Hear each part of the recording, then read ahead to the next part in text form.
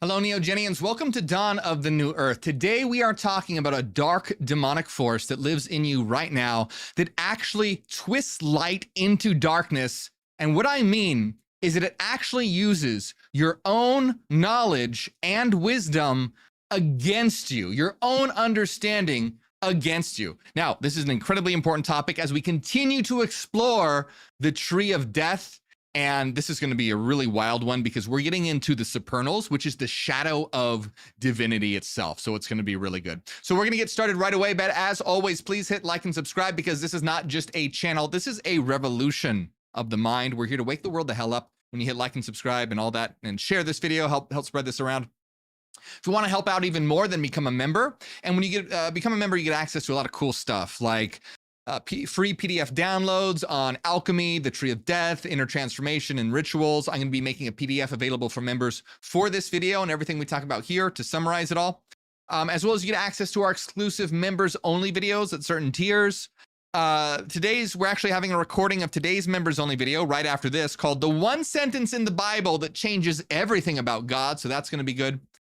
And if you haven't already, check out my books. You can check them out. Neogenesis, Dawn of the New Mind is the first one. And also follow me on Spotify. I do have a Spotify channel and we are growing over there, but I want to grow even faster and reach more people. So go over to Spotify, give me a follow there. It helps out a lot. I really appreciate it. Spotify has video now, if you didn't know that. So links to all that, my Spotify channel, the books, blah, blah, blah, blah, blah. It's in the description of this video. All right. All right, let's get started, my friends. We are continuing to talk about the tree of death. And today we're talking about a very important force. And if you've ever thought that you understood something only to realize that that understanding, that thing that you thought you knew was actually chains holding you down, that's what we're going to be talking about today. When your own mind, your own thoughts, your own wisdom and understanding is twisted and turned against you. So as a brief overview, here's what we're doing. We're exploring the tree of death, which is the shadow of the tree of life. For those who don't know, this represents these trees represent the structure of your psyche. The tree of life represents aspects of your psyche related to higher consciousness. The tree of death represents aspects of your psyche that is related to your unconscious, lower aspects, the shadow side, or chaotic or destructive forces. So on the tree of life, these spheres are known as sephira. On the tree of death, they're known as kelipa. The sephirot and the kelipot. Sephira is singular, klipa is singular. So Sephiroth and Klipot. The Sephirot, the Klipot are the shadow of the Sephirot.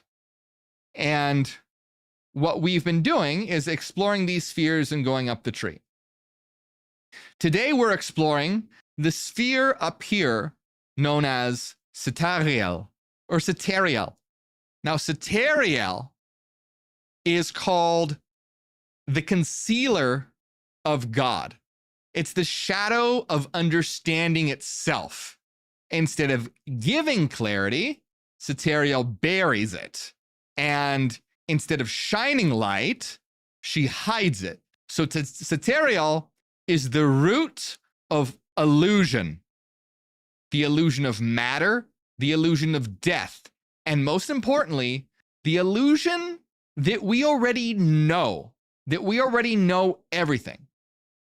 So Satariel isn't a force that tempts you with obvious traps or lies.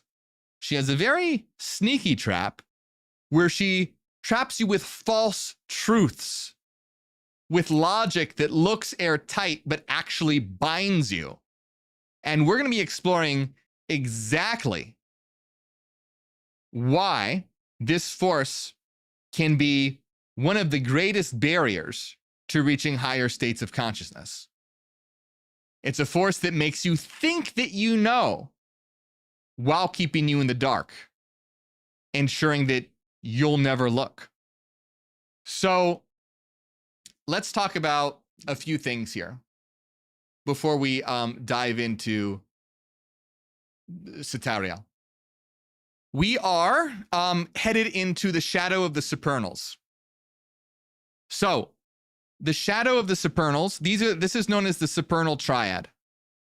And it's sort of the triad of divinity. This represents like the highest states of consciousness and divinity. One has to cross what's known as the abyss to reach them. In the tree of death, the shadow of the supernals are here. The first of them being Satariel. And in this, from the tree of death, we don't cross the abyss because we're already in the abyss, but rather we cross what's known as the river of Lethe, which is the river of forgetfulness, which we'll talk about in a minute, okay? But this is very important as we're making a jump towards the supernals, or the shadow of the supernals, okay? Now, the one in particular we're talking about is Satariel, and Satariel is the shadow of Binah. And Binah is right here on the tree of life, and Binah represents understanding. Okay? So Binah means understanding. Satariel, the name Satariel actually comes from the Hebrew word satar, which means to conceal, to hide, or to keep secret. So Satariel is the concealer of God. So Satariel even shows up in the book of Enoch as one of the watchers. Now, one thing I want to say about that is if you watched my material on the book of Enoch, you know that I don't look at the watchers negatively. But traditionally, they're usually perceived as negative. Traditionally, the watchers are seen as beings that bring knowledge that corrupts humanity. Anyway, in other words, corrupted knowledge. That's not how I interpret the book of Enoch, but that's the connection that we get from here, where Satariel represents corrupted understanding, false understanding. So remember, Satariel is the shadow of Binah. Binah is associated with understanding, form, and reason. Logic, reason, structure, understanding, form, that's Binah. Satariel is the dark reflection of that, which is concealment, obscurity, and illusion, and is the root of everything associated with illusion. The root of death. Death is an illusion. Well, I wouldn't say the root of death itself, but the root of the illusion of death. The root of the illusion of matter, and the root of the illusion of knowing. So this is the shadow of Binah, which is understanding. Here we get a false understanding. It's where you think you're being illuminated, but you're actually not. It's a false light that is actually darkness. But remember, there's something I want to talk about here. Remember that on the tree of death, Satariel is the first of the shadows of the supernals. Now, on the tree of death, we fought. So here, like I said before, it's the shadow. Satariel is the shadow of Binah. Normally, on the tree of life, we cross the abyss to reach the supernals. However, if one falls into the abyss, they fall into the tree of death. So we're already in the abyss. So instead of crossing the abyss, because we're in the abyss, we're crossing something else, which is the river of Lethe, or the river of forgetfulness. Lethe literally means forgetting. And in Greek mythology, the river of Lethe was a river in the underworld that souls drank from that erased their memories. So Satariel is the first force across that river. And what's interesting about this is that it coincides with the properties, certain properties of Satariel, because Satariel isn't just about not knowing. It's about, or it's not just about forgetting. It's about forgetting that you've forgotten. Losing the memory of truth itself. So Satariel is the first Klipa across the river of Lethe, the river of forgetfulness. And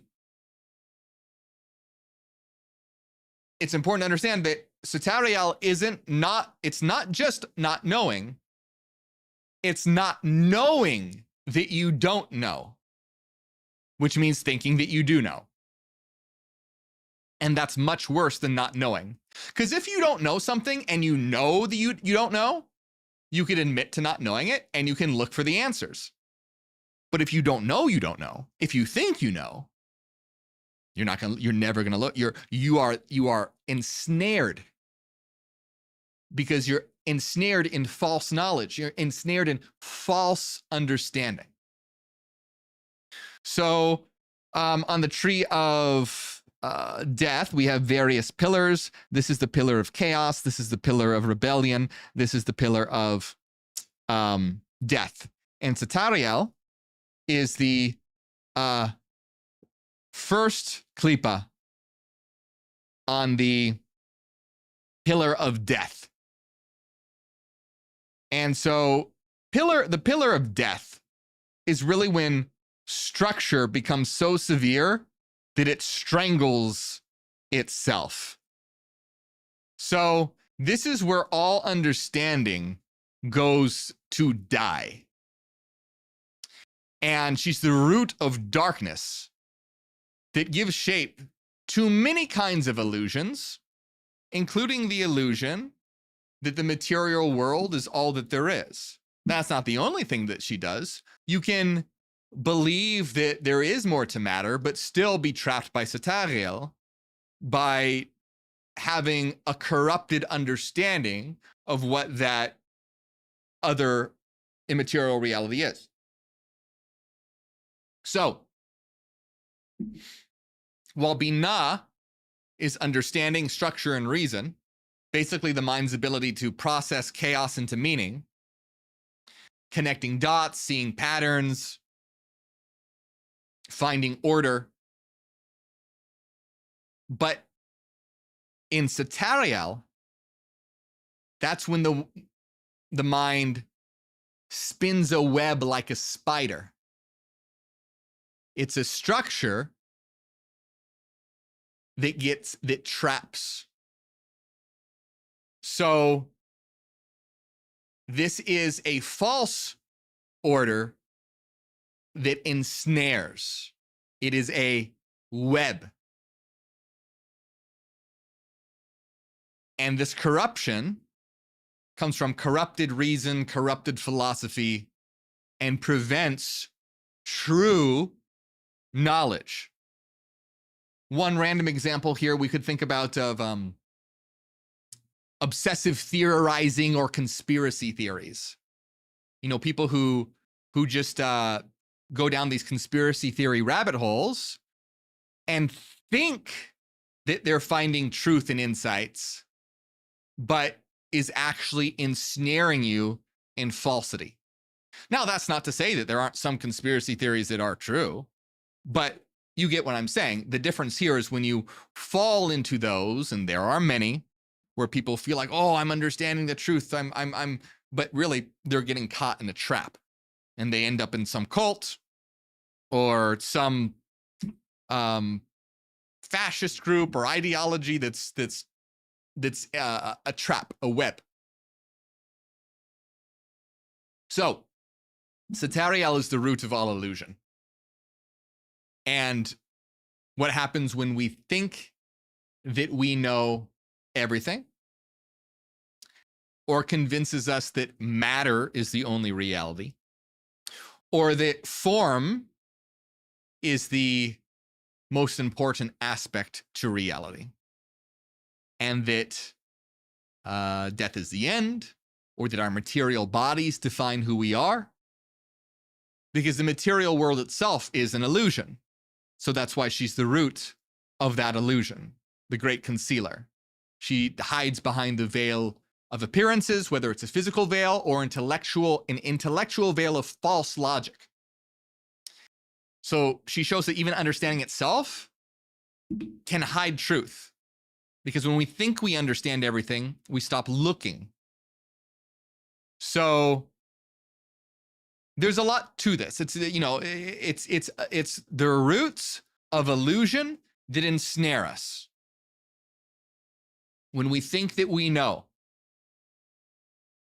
So with that in mind, let's begin exploring the levels of Satariel, because they're very cool. So as usual, when we think of a klipa, Satariel is the klipa. Think of it like a building with different levels. So each klipa has 4 levels: the archonic, the archdemon, the demon, and the planetary. These all operate within Satariel, but are different aspects or orders of it. Okay? So, with that in mind, let's talk about the archon of Satariel. The archon of Satariel is the highest level of the klipa, and what it represents is the cosmic unconscious, the universal collective unconscious, cosmic force, the highest principle that this klipa represents. That's the archonic level. And the archon of Satariel is Nibruel. Nibruel is an archon. Nibruel is one of the faces or names of Yaldabaoth, which is the demiurge. So, quick spoiler, but it's important.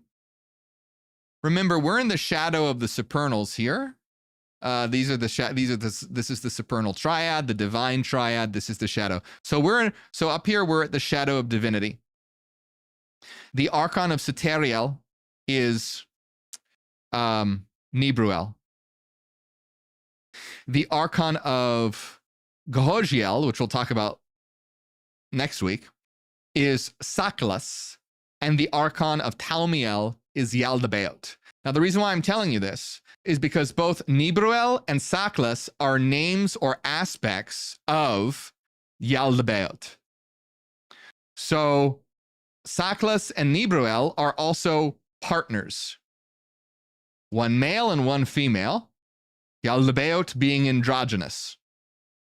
Okay? So Nibruel is described as a great demoness or a dark angel who mates with the archon Saklas. And together they give birth to the lower archons. So Saklas and Satariel, or Saklas and Nibruel, give birth to the lower archons that reside in these klipa. So they are two sides or aspects to Yaldabaoth. And we'll talk more about Saklas and Yaldabaoth in future videos. But for now, let's focus on Nibruel. So let me actually read to you a quote. This comes from a Gnostic text called The Secret Gospel of the Egyptians. And it says, "Then Sakla, the great angel, saw the great demon who is with him, Nibruel, and they became together a begetting spirit of the earth, and they begot assisting angels.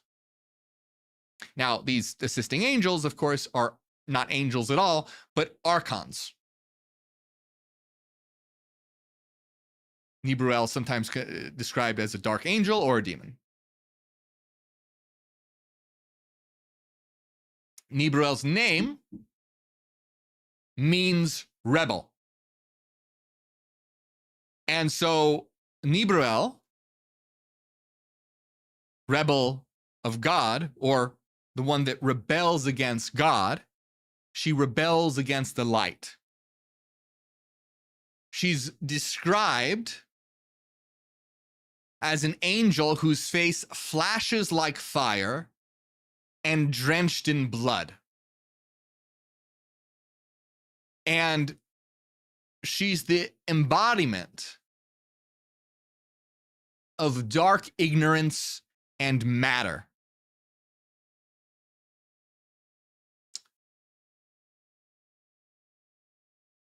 The material cosmos and the dark aspects of mind.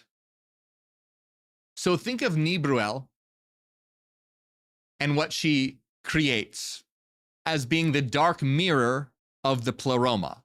In Gnosticism, pleroma means fullness. Pleroma means fullness, and it's the realm of divine light. This is the shadow of this. The pleroma gives birth to light and harmony. Nibruel gives birth to ignorance and death.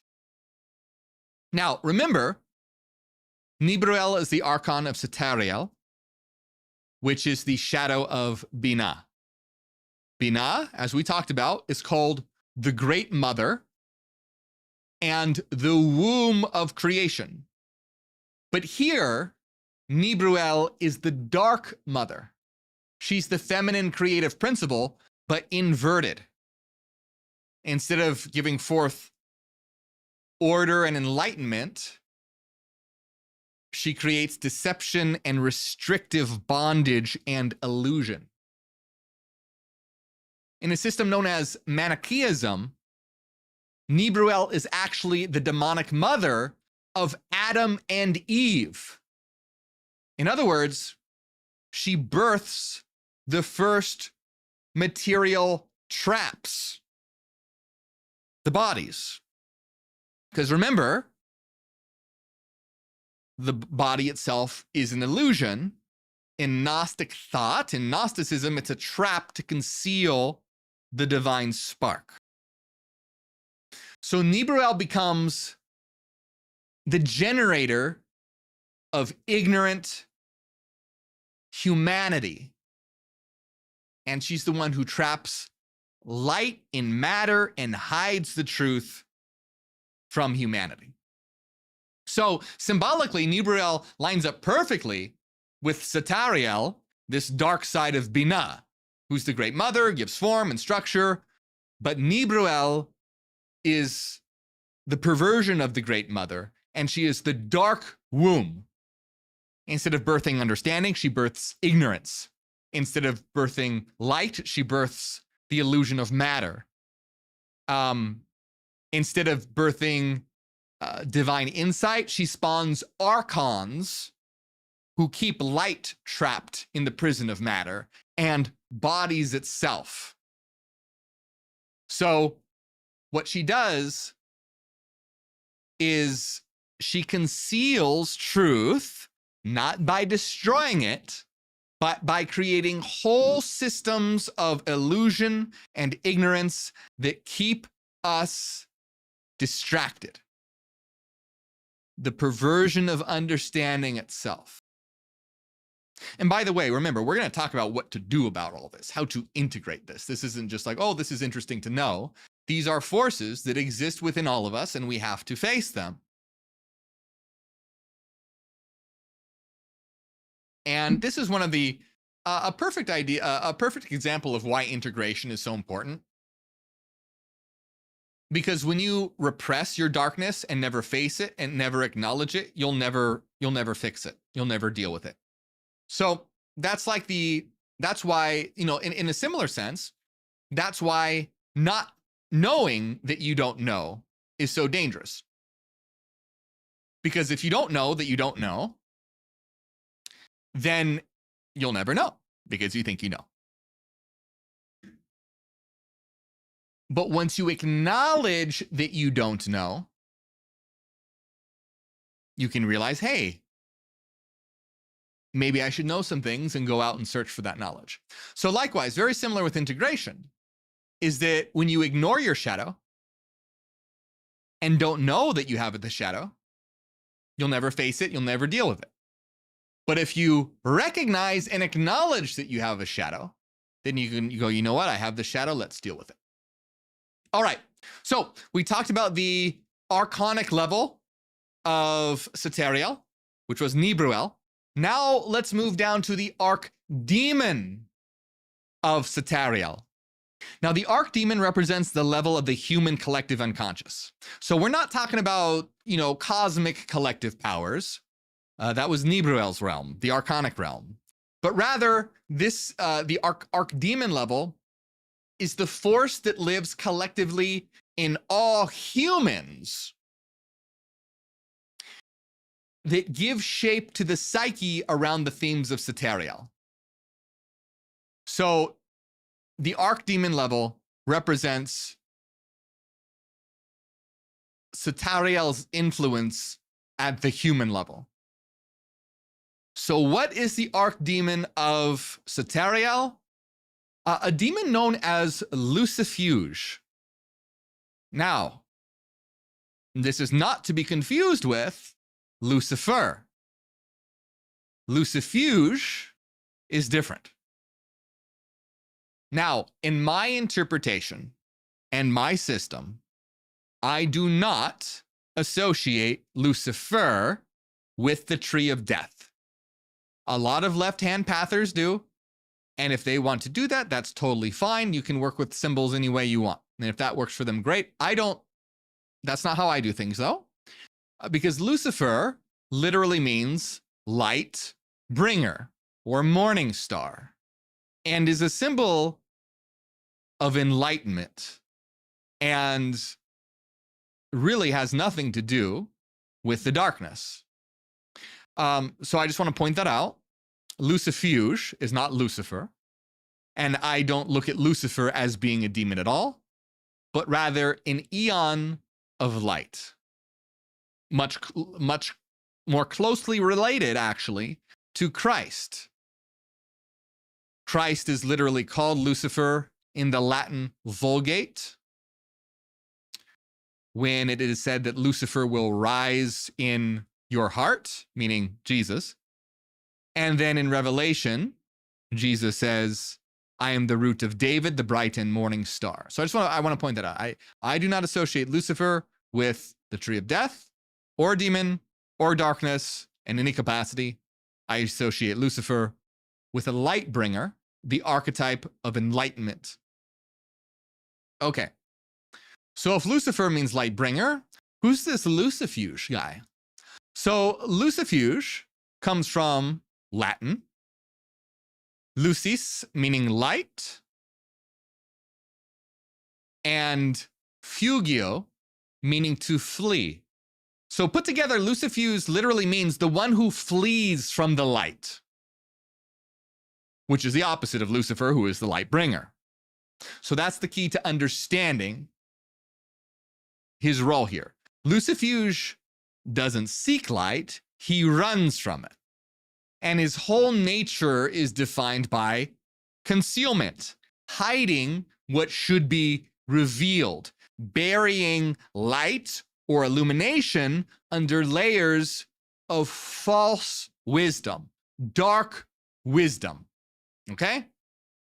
So we're talking dark, false wisdom, the kind of illusion of wisdom that hides truth. All right? It's different. So we've talked about this being like the root of ignorance here, but this is different. It's very important to understand Satariel isn't necessarily the root of ignorance. It's the root of the ignorance of ignorance. When one doesn't even know that they're ignorant or thinks that they do know. That's the important theme to take away from this here, is this is the illusion of light. It's the illusion of light. So one can be working with Satariel and think that they're working with the light when really they're working with the darkness. So Lucifuge is the avoidance of divine light. And he's also associated with treasure, and here the concealment of treasure. Now, in this interpretation, though, we're not talking about literal gold, but symbolic treasure, the light itself. He hides what could free you. Lucifuge is intellect turned cold. So where Binah gives structure to wisdom, Lucifuge represents that structure that hardens into rigidity and oppressive systems.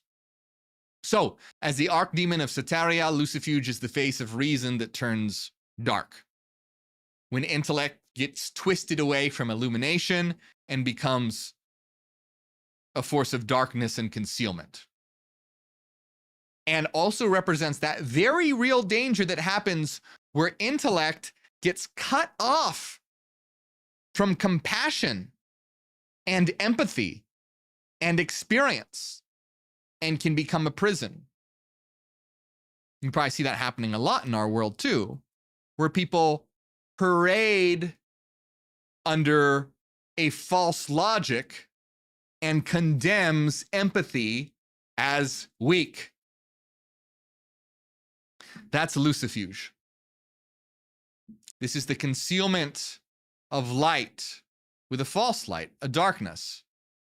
That false logic that then looks at empathy as weakness. All right. Let's talk about the demon level. The demon level is the next level down. And the demons here are known as the concealers, aptly enough. So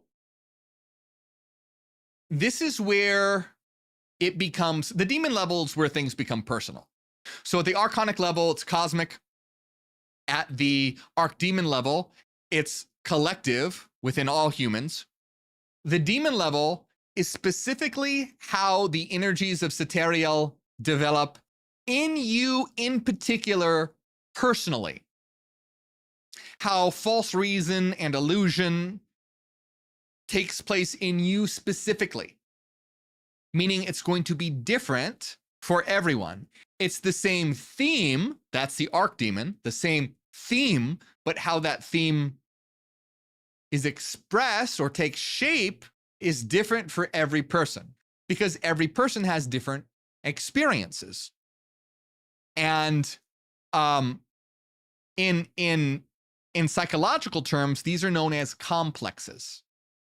And complexes form based on your personal memories, your experiences, your traumas, and your beliefs. It's a level of complexes rather than archetypes. They're complexes. So the concealers live in your personal psychic structure. Psychic just meaning of the psyche. Structure of your psyche, structure of your mind. All right? So let's think of some examples here. You could have been raised in a system that tells you this is the truth, don't question it. Religious dogma, rigid schools, or authoritarian parents who punished curiosity. That can create a complex, a demon, a concealer, where questioning feels dangerous. So instead of questioning, you cling to false knowledge. Like, you know, instead of being raised, let's say, like for me, I was raised in a strict Christian household, where if questioning can lead to hell, that's dangerous. So you cling to the false certainty of a belief in the Savior. or something of that nature. Yahweh or something. You could have been, maybe you were humiliated in school for asking a quote unquote stupid question, which is horrible. You should be praised for asking questions, not mocked. But you could be mocked or maybe even punished after asking questions, maybe even changing your mind and then think, well, better, maybe, you know, and you convince yourself that you know things rather than risk having a questioning attitude. Maybe you grew up in an environment where only intellect mattered, like grade, you've got to get the best grades. And that's all that matters. That's the most important thing. Where emotional or emotional, spiritual, or intuitive feelings and knowledge was dismissed as irrational or not important or weak. Well, that creates a complex where that cold intellect becomes God, and feelings and lived experiences are ignored. You could maybe encounter a philosophy or group or ideology that seemed rational, but was actually twisted.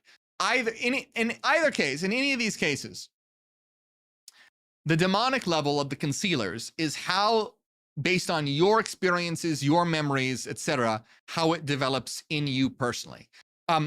We don't talk much about the demon level in this series of videos because they are very complicated. If you want a series where we dive deeply into the demon level, let me know, because it's complicated because it's different for each person. So there's a lot to cover. But in general, you get the idea. Let me know in the comments if you want a video on all that.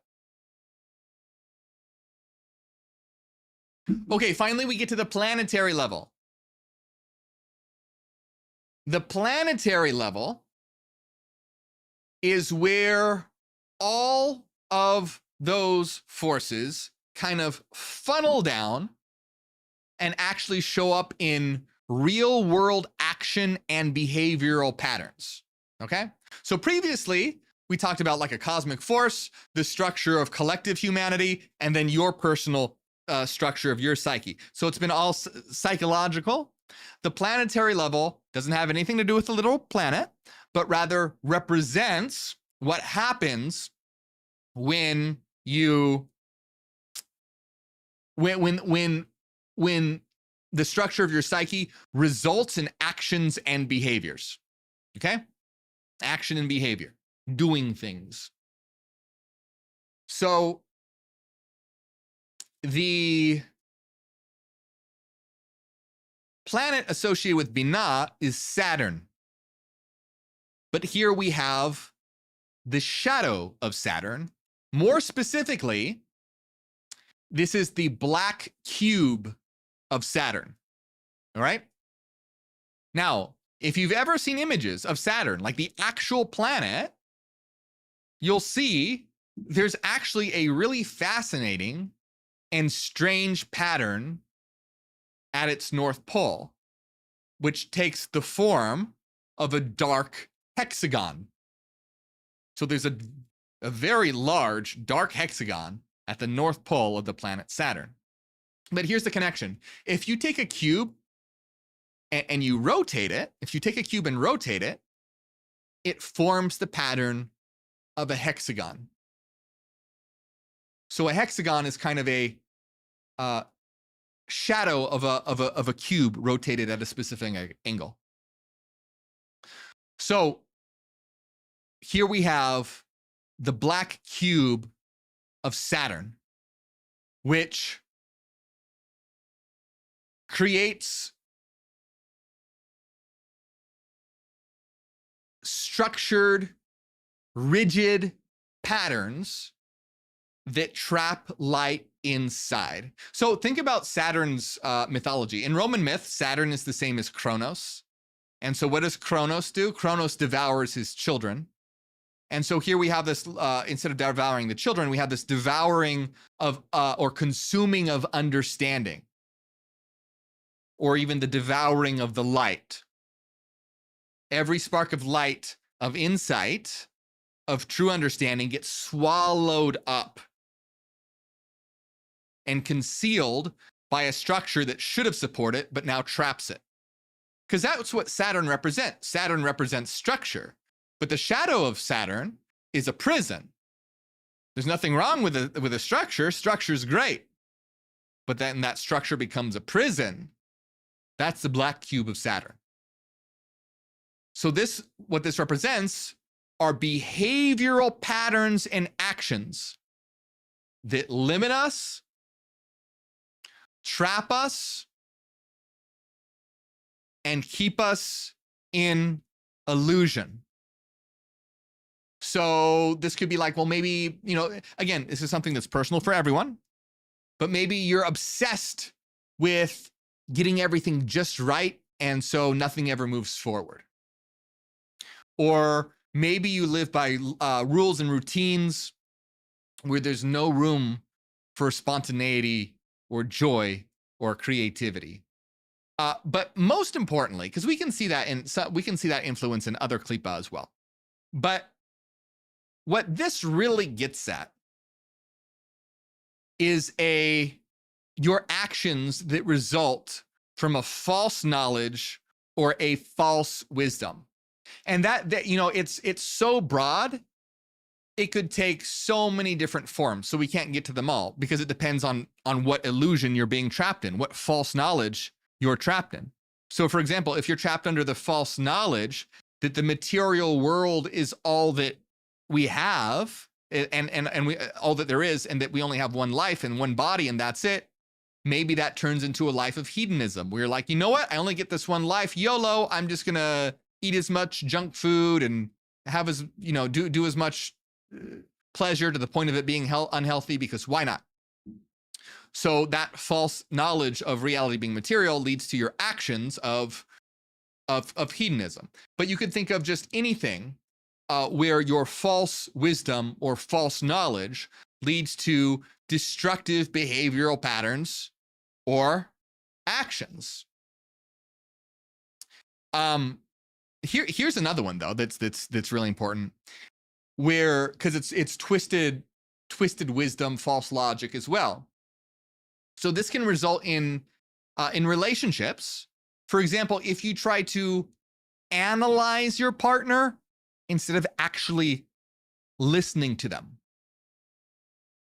you get so caught up in logic about like, well, what's the rational solution here, that you miss the emotional aspect to it. Because there's some people, like let's say your partner has a bad day and they come to you with that, and you're just giving them, let's say, rational solutions when really they just want a hug. Now, everyone's different. Some partners may want a rational solution, and then you could brainstorm with them about it, but others don't. And so the idea here is one should actually know what their partner needs, not think that they know and force what they think is best onto their partner, completely missing the emotional reality if that's what their partner needs. It can also result in hiding behind ideologies or systems because they make you feel safe, like a religion or a political stance, or even a self-help philosophy. But it's because it makes you feel safe. You feel safe in that cage. Showing up as cold rationality, where you explain away emotions with logic, or you see emotions as weak, or you see people as data points or resources instead of human beings. We see that a lot in our world today, where we measure the success of a country by its GDP, its gross domestic product, not by the quality of life of its citizens. It looks as people as data points, not as real living emotional people who have feelings, but rather as workers, consumers, soldiers, numbers on paper. That's the black cube of Saturn at work in the actions and behaviors that result in that.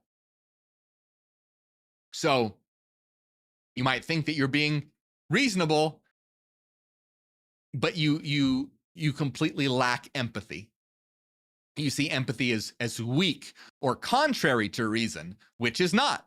See, true reason, real reason. Remember, I'm not anti-reason. I'm all my book series is all about reason and how we can use reason to reveal truth. But what we're talking about here is false reason and twisted reason. Real reason incorporates empathy and feelings. Real reason says we need to feel and have empathy. So actual reason knows that it's rational to have empathy and have feeling.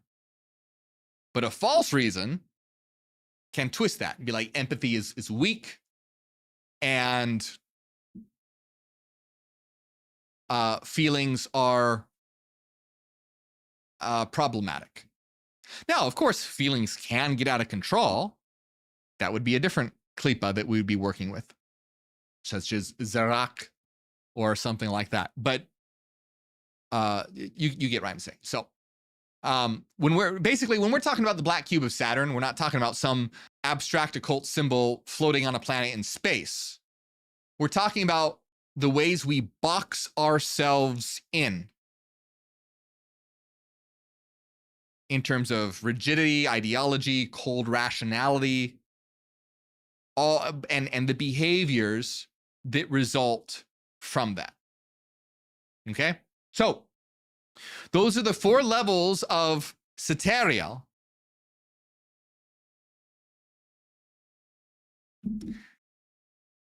Let's now talk about integration. Like, what do we do about this? So first of all, what happens to us when we don't integrate Satariel? What happens when Satariel is not integrated? So remember, this can show up in 2 ways, as repression or possession. Repression happens when you deny that this exists within you. And we don't want to do that, because you bury it and pretend that these Satariel patterns don't even exist in you at all. Yes, they do. They exist in all of us to varying degrees. Some of us will have more difficulty with different patterns than others, but they're in all of us. So repression is what happens when you pretend it's not there. But the denial doesn't erase them. It's actually worse. Just like not knowing isn't as bad as not knowing that you don't know. So that's the kind of energy we're getting here, where we repress it, we deny it, we go, nope, that's not in me. Well, it doesn't make it go away, it just drives it deeper. So you could tell yourself, oh, I'm not arrogant. I don't cling to false ideologies. I'm very open-minded. But you refuse to question your own beliefs. It can result in you, acting like you never fall for logical fallacies. You never fall for rigid thinking. You're never misled by systems. But the very denial that that's possible makes you more susceptible to it. Now, that doesn't mean that you necessarily are, right? It doesn't mean that, oh, I know. But when you know that it's possible that you could fall a victim to logical fallacies or to rigid thinking, if you know that or being misled, if you know that potential exists, then you can be more on alert to look out for it. But if you don't, if you think, nope, I'm so smart, I know it all, I'm never misled, I never fall for logical fallacies, your radar is going to be much lower. You're much more susceptible. That's a hard damn word to say. Susceptible to it. It could also result in you repressing the part of yourself that fears death or wants to hide behind illusions. All of these different things that we've talked about. But the main idea here is that when you repress something, it leaks out. It doesn't go away. You project it onto others. You go, oh, they're the dogmatic ones. They're the ones trapped in ideology. You can see this a lot in politics. There's a lot of I hope you guys have been seeing, by the way, as we go through the tree of death, how much each of these apply to what's going on in the world right now. If we wanted to, we could take each one of these klipa and point to something huge happening in the world right now, and its influence. So the repression can result in projection, where you're dogmatic, but you deny it, and you go, no, they're the ones trapped in dogma. They're the ones trapped in ideology, while ignoring your own.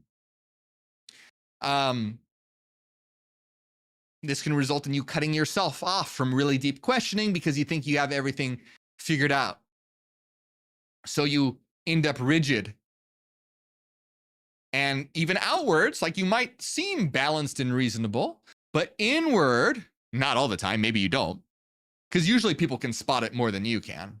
That's the thing with the shadow. Very often, people you know can spot that shadow aspect in you better than yourself. Think about someone who says, like, I'm not dogmatic.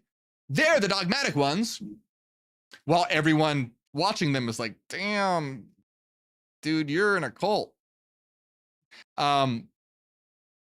So often those around us can recognize that in us more often. That applies to almost all shadow traits. So repressing Satariel means pretending like there's no shadow in you at all, that there's no, that Satariel doesn't exist in you. But she does. And if you repress it, it just means she's going to control you from behind the scenes. That's very bad. That's horrible, because now you're trapped in that web while thinking you're free. Satariel is a very nasty one. It's a very tricky one. It's a very dark one because it parades as light. It's like that idea of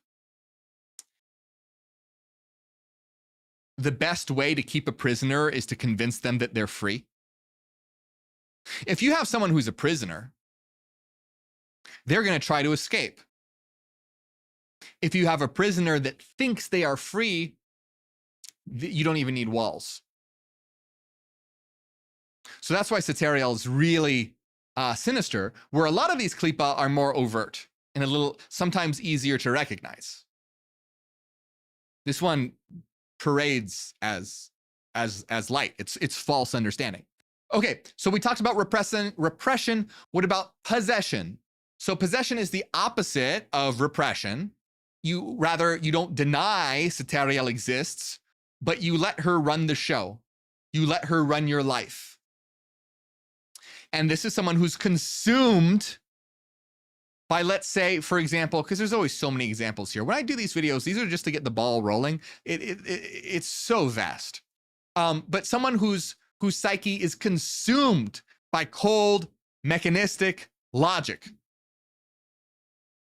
Reason that explicitly divorces itself from feeling and empathy and experience, where you go, you know what? I am declaring that all empathy and feeling is weak and negative, and you're letting that, right? You're not denying it. You're not like, no, I don't think that, but you really do.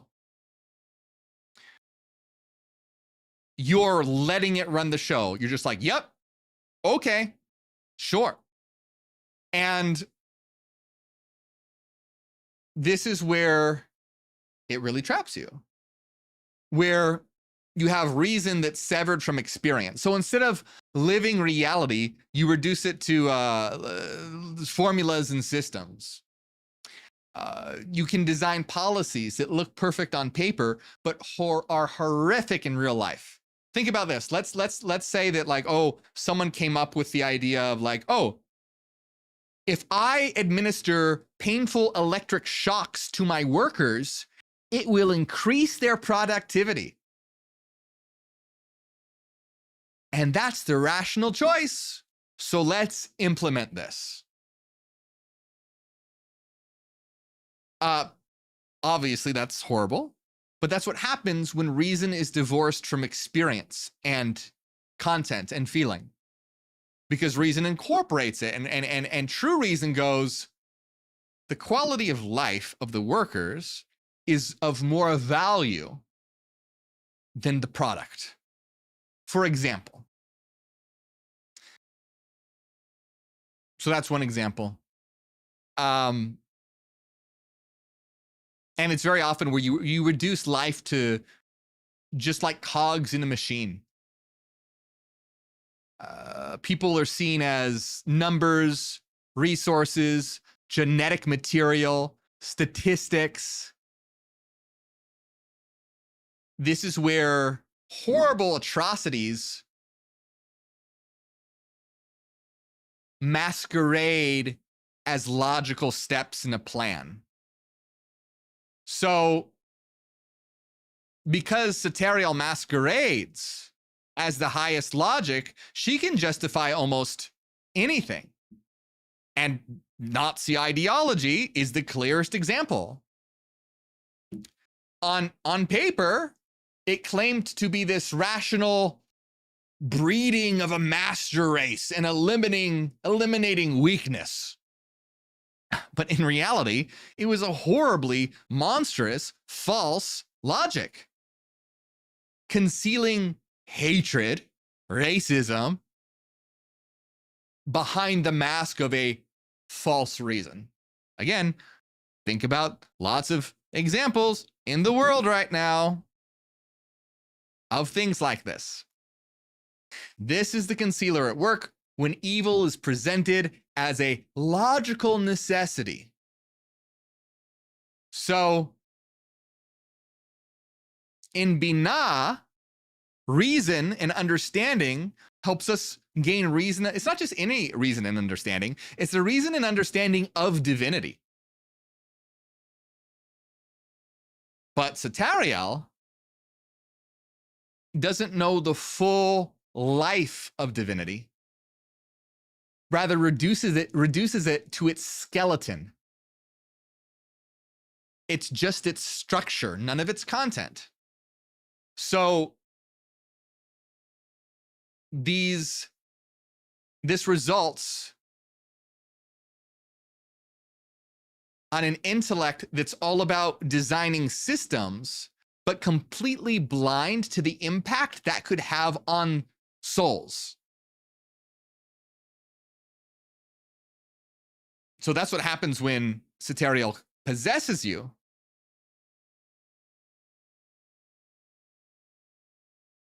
Pretty bad. Pretty bad. But something that I want to talk about here, let me bring up my notes real quick, is that while there are a lot of negative aspects, we can integrate it so it becomes positive. But when you repress it or let it possess you, it can lead to again, it's one of the most nefarious because it parades as truth, as light, as logic. So real quick, what I want to do is show you the different ways it can manifest, because there's so much to talk about with Satariel, because it's just, there's just so much. But to make it more clear, I want to show you this gradient, right? So first of all, like in terms of everyday psychology, in everyday psychology, it can show up as someone going, well, rationally, this makes sense, to excuse hurtful behavior and ignoring the real emotional impact, or ignoring the feelings of your partner as being irrational. That's how it can show up psychologically in relationships in your day-to-day life. Then we can get to like a philosophical level where thought gets cut off from life, and a philosopher claims that only what can be logically proven is important, and dismisses feelings, love, and beauty as unimportant, irrational, or weak, and life becomes very sterile. This can lead to a higher level of systemic distortion itself. We talked about this in like a bureaucratic system where, let's say, people shock others because it increases productivity, or a boss that approves really bad policies because, well, we're more productive that way. where the system becomes the God. And then ideologically, at its darkest, Satariel can just justify absolute horror, which we saw like in Nazi ideology, where false, corrupt logic is used to justify genocide.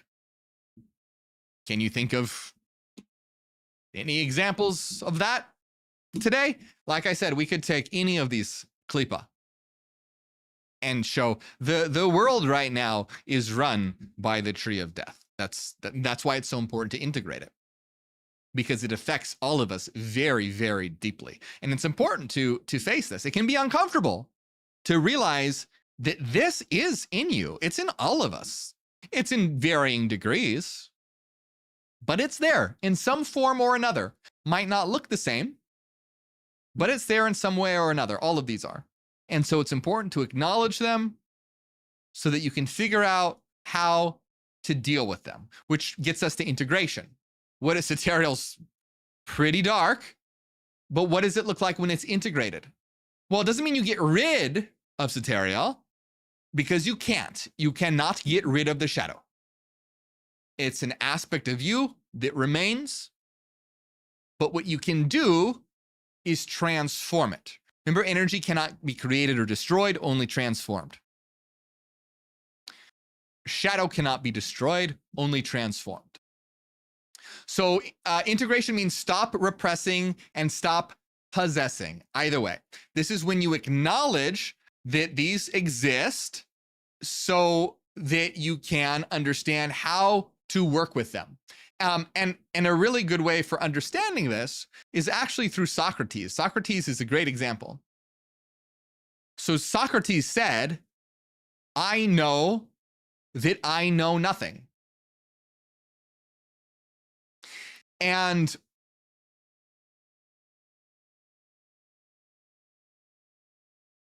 so basically what happened with Socrates was that he went to the oracle, and the oracle told him that he was the wisest man. And Socrates at first was really confused. Like, what? Why are you calling me the wisest man? I literally don't know anything. That's what Socrates was thinking. But then he realized that other people don't know either, but they thought that they did know. So Socrates' conclusion was, oh shit, I must technically be the wisest person because I know that I don't know anything while everyone else thinks that they know, but don't know. So the wisdom of Socrates wasn't in having all the answers. It was in knowing that he didn't have all the answers.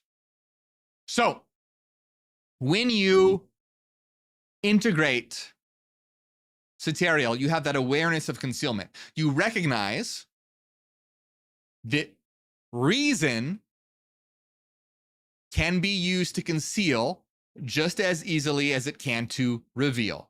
A twisted form of it, of course, such as through fallacious thinking or partial thinking. By understanding that logic can show you the structure of reality, but not its living content. And by understanding this, instead of clinging to false certainty, you stay open. Integration gives you the ability to say, I don't know. And instead of shame or denial, it opens the doorway to true understanding. That's the important part. Admitting, I don't know some things. And I may have the tendency in myself to convince myself that I know things when I don't. That's the first step to true understanding. And so you can start to see and recognize those patterns in you and in your life. And when you truly integrate Satariel, you combine compassion with wisdom. So you bring them together. And so you can have, let's say, logical structures, but take into account the feelings and emotional aspect of it. But there's a balance in everything, because remember, feelings can get just out of control as much as feelings divorced from reason can get just as much out of control as reason divorced from feelings. So we want to be able to synthesize these together. So when you integrate Satariel, no longer is it a blindfold or a web, but rather you can begin to see the patterns, notice your limitations, and recognize false truths instead of clinging to certainty, false certainty. So with that in mind, let's talk about some practical exercises that you can do for integration. As always, you should do a ritual and practical exercises. The ritual I have in a PDF as a free download for members. The exercises I will give you now. Remember, a ritual without exercise doesn't do shit. And exercises without ritual still works, but not as good as it could. So ideally, both would be done. If you can only pick one, then do the exercises. But ideally, both is optimal. So I'm going to give you some ideas for exercises. Remember, this is just to get the ball rolling. These are just ideas to get the ball rolling, because it's different for all of us, and there are many different ways that Satariel can be integrated. So one of them is practicing I don't know. And throughout your day, notice situations where you feel pressured to have an answer. And instead of forcing one, or making something up, or pretending, you just say, I don't know. And this can get you used to that idea of it being okay not to know. So like, for example, on my channel, one of the big goals of my channel is to provide people with information to help them wake up. I get a lot of questions. Sometimes I get questions that I don't know the answer to. When I don't know the answer to them, I say I don't know. The reason why is because if I just made shit up, maybe that would benefit me, but it's not going to benefit the person asking the question. If anything, that's going to hinder them. And the whole point of what I'm doing is to try and help people understand things. And so if I give them a false understanding, that's not good. So I would prefer to be like, hey, I don't know. Or maybe here's a book that could tell you, or blah, blah, blah, blah, rather than just pretending or concealing. Giving a false answer would be the concealer at work. You see, that's another good. See, that's a good example. Again, it's concealing. If someone asks and you give them a false answer, you're concealing. It's a false light, because they think it's a real answer, but it isn't.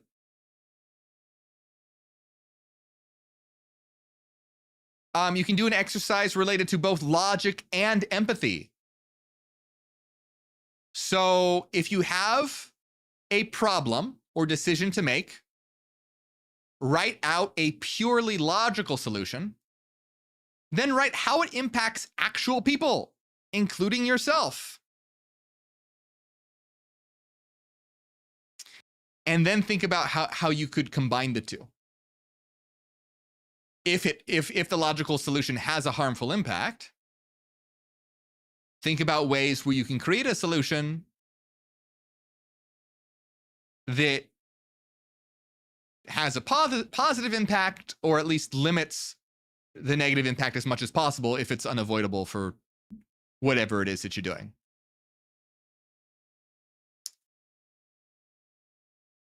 You can train yourself to spot the concealer. If you catch yourself rationalizing something or buying into a certain system or ideology, ask yourself, am I doing this really for clarity? Or am I hiding behind words and systems to feel safe? To feel like I do know?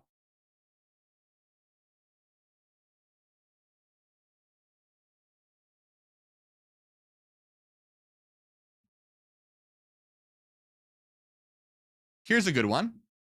Balance with experience. When you catch yourself analyzing, balancing it with actually doing something. We didn't talk about this. I forgot to talk about this aspect, but there are some people who just like write theories about love, but never experience love. Write theories about raising consciousness, but never practice any integration themselves. So you get caught in this cold logic, stripped of life. So catch yourself when you're analyzing something, balance it with doing. Instead of just reading about love, actually show love. Instead of just theorizing about meditation, actually sit and meditate for 5 minutes or whatever. So you want to connect intellect with lived reality.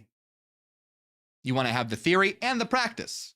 What we talked about, remember when I said you need to have the ritual and the actual practical application? That's not an exact parallel, but it's close. You want to have the theory and the practice. You don't want to just have the theory because you'll never do it. And then if you have practice without theory, it's probably a bad practice because it's not grounded in anything. Anyway, you need both.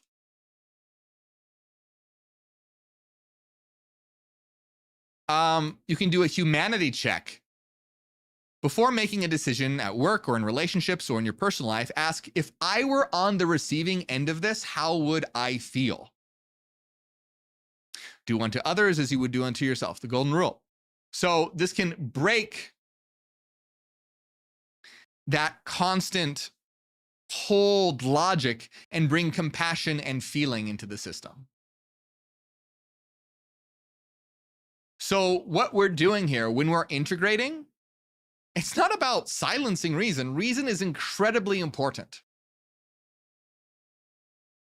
It's about recognizing how that can be twisted and how false knowledge can fall into your life and using that as a compass to notice it and then incorporate it into actual lived experience. Into actual lived experience. That's the important part. Where you have that balance of reason and empathy. Again, reason with no empathy, horrible. Empathy with no reason, also horrible. So we need that balance, and that's part of the integration here. So we didn't look at this very much today, but that is the klipa of Satariel, which is the shadow of Binah. Next week, we are going to look at Gohogiel, which is the shadow of Chokhmah, and that's going to be an extremely interesting one. But as always, my friends, hey, let me know what you thought in the comments. Let me know what you like, what you enjoy, if you want more on the Tree of Death. If you want to explore the tunnels of Set, the dark shadows of the paths on the Tree of Life when we're done with the Tree of Death, let me know. And as always, remember, hey, we are here to wake the world the fuck up. So hit like and subscribe, share these videos. It really helps. Think about how shitty our world is right now. It's run by the shadow, the Tree of Death. So getting people to recognize their own shadow will help heal the shadow of the world, because the shadow of the world is just made up of all of our individual shadows collectively together.